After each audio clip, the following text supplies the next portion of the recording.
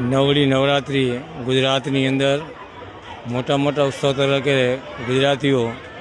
નવરાત્રિને એટલો ઉમંગ અને ઉત્સાહથી દીકરા દીકરીઓ ઉજવતા હોય અને ગામડામાં પરંપરાગત સંસ્કૃતિ મુજબ ઉજવાતી હોય એમાંની આ મહામારી નવરાત્રિ 54મો વર્ષે અને આજે નવરાત્રિનો મોટો દિવસ આઠમના દરેક ગુજરાતીઓ માતાને માનવાવાળા આજ આઠમની પૂજા પાઠ અર્ચના કરી પેઢી દીકરીઓને જમાડવું ભોજન કરવા આવા અનેક પોતપોતાની શ્રદ્ધા મુજબ માતાજીને રીઝવવા માટેના પ્રયત્ન કરતા હોય તો આજે આઠમના આપના માધ્યમથી સમસ્ત આપના શ્રોતાઓને મારા જય માતાજી અને આ જન્માષ્ટમીની હાર્દિક શુભકામનાએ। આજે અમારા જે 9 દિવસ સુધી બાળકો જે ગરબા અલગ અલગ સ્ટેપ ઉપર અલગ માતાજીની ધૂન ઉપર 9 દિવસ સુધી કરતા હોય પણ આજે આઠમના દિવસે અલગ જ એક ભગવાનના વેશભૂષા સાથે જે રીતે આપણા શાસ્ત્રોમાં રામ કૃષ્ણ અને શિવ જે માતાજીની એક એના પાત્રની પૂજાનો એક આખો કોન્સેપ્ટ છે એના કોન્સેપ્ટ ઉપર જ કે આજે એવા જ પાત્રો રામના વેશભૂષા સાથે કૃષ્ણના રાધાના વેશભૂષા સાથે અને શિવ અને પાર્વતીના વેશભૂષા સાથે આજે માતાજીની સન્મુખ આજે એમનામાં રહેલી શક્તિ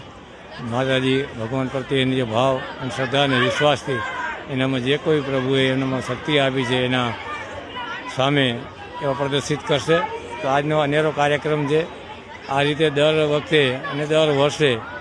અમારી આ નવરાત્રિની અંદર નાના બાળકો એમાં ખાસ કરીને ધોરણ 5થી કરી અને 8 સુધીના બાળકો આ રીતે દર 9 દિવસ સુધી અલગ અલગ આપણી સનાતન સંસ્કૃતિને જોડેલા રાખી અને એવા પાત્ર ભજવતા હોય અને કાયમી એની સાથે ઉમંગ અને ઉર્જા અને શારીરિક શક્તિ માનસિક શક્તિ ભગવાન એને આપતા હોય અને એનામાં જેટલી ભગવાને બુદ્ધિ આપીએ એને પ્રભુના ચરણોમાં એવી પ્રાર્થના અને આરાધના કરતા હોય એટલે બચપનથી આ જે એનામાં રહેલા ગુણ આવનાર સમયની અંદર આપણે સનાતન સંસ્કૃતિનું જતન થાય અને આવનાર પરિવાર સમાજ દેશ માટે પણ ઉપયોગી થાય એવી મહાપ્રભુ સાથે પ્રાર્થના। ફરીથી આ જન્માષ્ટમીની આવતીકાલે નવરાત્રિ અને દશેરાના દિવસે અમારા માધાપર લેવા પટેલ યુવક સંઘ અને પટેલ જ્ઞાતિ મંડળ સૌજન્યથી રાવણ દહનનો વર્ષોથી કાર્યક્રમ થાય છે સરસ્વતી વિદ્યાલયની અંદર સાંજે 7 વાગે 6:30 થી 7ની વચ્ચે સમસ્ત માધાપર અને આસપાસના વિસ્તારમાંથી આ અનોખું નજરાણું નિહાળવા માટે આપના માધ્યમથી સૌને હાર્દિક આમંત્રણ આપું છું। લેવા પટેલ સમાજ લેવા પટેલ યુવક મંડળના સહયોગથી આનું આયોજન થશે એમના વતી આપ